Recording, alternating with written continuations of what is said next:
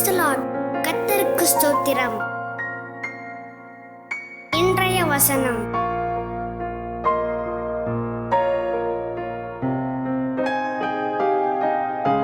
ரோமர் 4:5 முதல் 8 வசனங்கள்.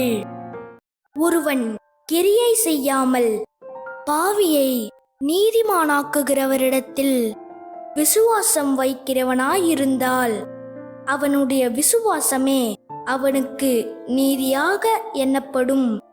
அந்தப்படி கிரியைகள் இல்லாமல் தேவனாலே நீதிமான் என்றெண்ணப்படுகிற மனுஷனுடைய பாக்கியத்தை காண்பிக்கும் பொருட்டு எவர்களுடைய அக்கிரமங்கள் மன்னிக்கப்பட்டதோ, எவர்களுடைய பாவங்கள் மூடப்பட்டதோ அவர்கள் பாக்கியவான்கள். எவனுடைய பாவத்தை கர்த்தர் எண்ணாதிருக்கிறாரோ அவன் பாக்கியவான் என்று தாவீது சொல்லியிருக்கிறான்.